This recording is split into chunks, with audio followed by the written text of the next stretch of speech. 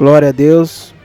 Hoje o tema é a conclusão, da série dos 10 mandamentos, que aqui eu vou só explicar um pouquinho daquele efeito dominó que eu falei, que toda vez que você transgride um mandamento, você não transgride somente um, mas vai depender. Tem só 2 mandamentos que você meio que consegue só transgredir eles, cometer isoladamente eles, mas fora todos os outros mandamentos, se você pecar, você vai estar cometendo outros pecados. Por exemplo, aqui, vamos começar com os que mais acontecem, que é o caso do adultério. O adultério, se você cometer ele, você vai transgredir cerca de 50 a 60% da lei de Deus. Porque se você comete adultério, logo você também vai cobiçar. Porque você vai cobiçar a mulher para adulterar com ela. E se você faz isso, você também está furtando, porque você está roubando a mulher de outra pessoa. Outra coisa, você está desonrando seus pais e sua mãe, porque eles não te ensinaram a adulterar, porque é errado. Então você está também transgredindo esse mandamento.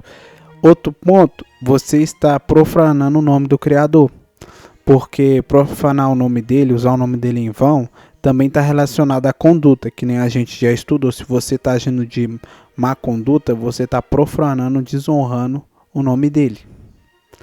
Isso já foi 50%. Em alguns casos também, que vai só englobar também, que é o segundo ponto, que é o de você mentir. Porque, lógico, eu estou falando do adultério no ato.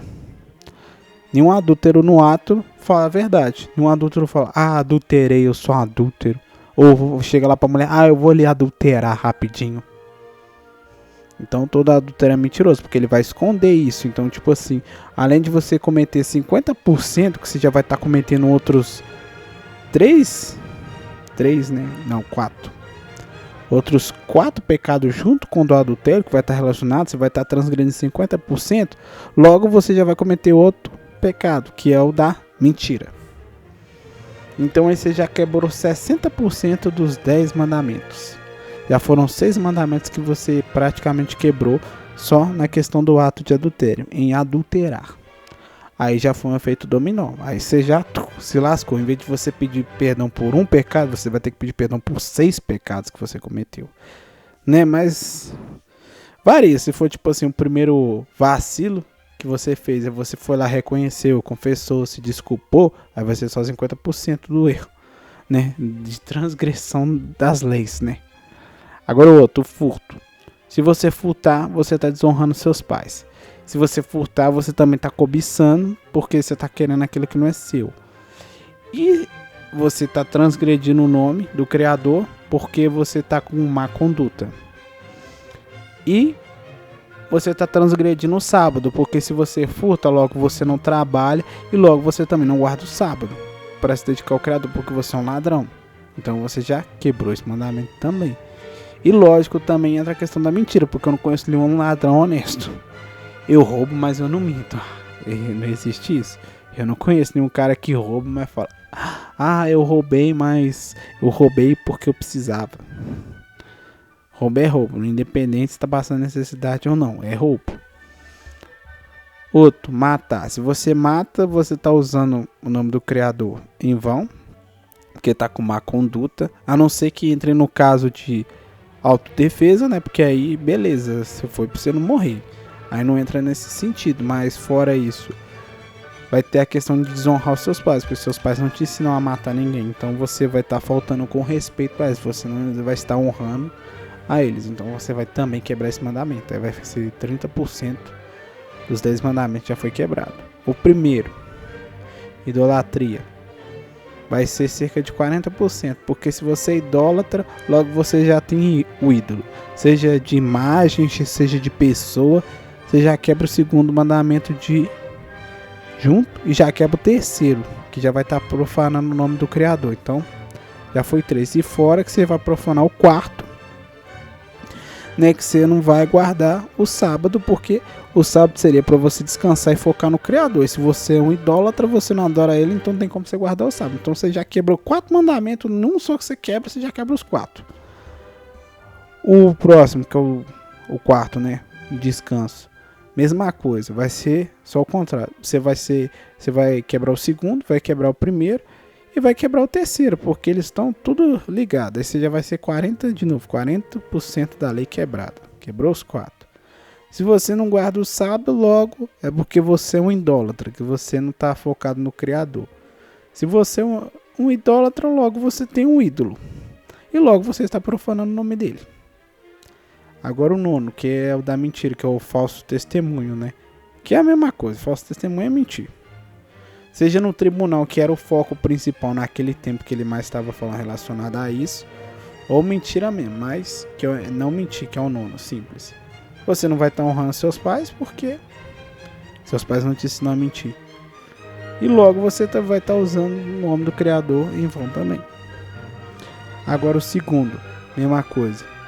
Se você tem um ídolo, logo você vai profanar o nome do Criador, você vai ser idólatra e não vai guardar o sábado, que é o segundo aí.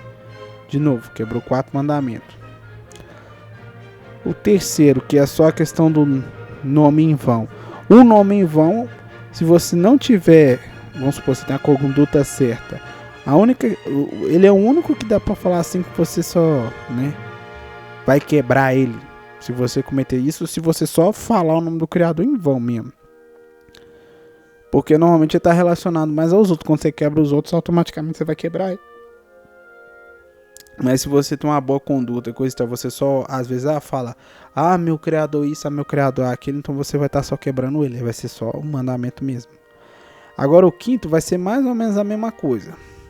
Porque tem como você honrar seu pai e sua mãe se eles não forem cristãos e se forem. Agora, tipo assim, se eles forem cristãos, qualquer outro mandamento que você quebrar, você já vai estar desonrando eles. Aí sempre que você quebrar o mandamento, você já está quebrando o de honrar os pais também. Agora, se eles não forem, a questão é só obediência e respeito. Aí você só quebra ele também. Aí isso é a questão que eu queria falar aqui do efeito dominó. Que nem a gente pode ver que normalmente sempre que a gente quebra um, a gente já quebra mais de um, né? Tanto que Jesus, que nem ele fala, pega um exemplo lá do homicida. Todo mundo que odeia seu irmão é homicida. Então se você tem ódio no coração, que é pecado, você também é homicida. Então você já é um assassino. Então você já fez 2 pecados em um só. É a mesma coisa. Que nem se eu não estiver enganado, acho que é a fornicação, que é idolatria, não. Avareza.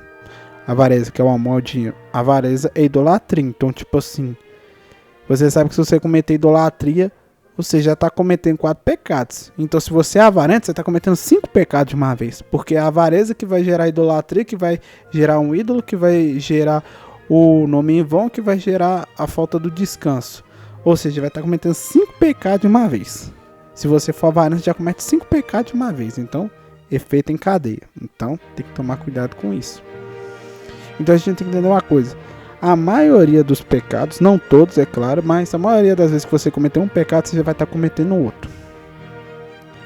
Então você não pode pecar, porque se você peca, a probabilidade de você chegar e quebrar 2 mandamentos é o mais fácil de todos.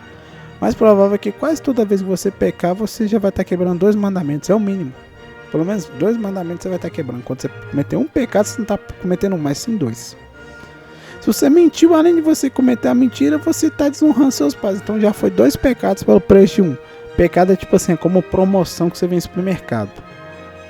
É você, pague 1, leve 5, leve 6, leve 7, leve 8, leve 9, leve 10. É tipo isso. E pecado que nem eu falei.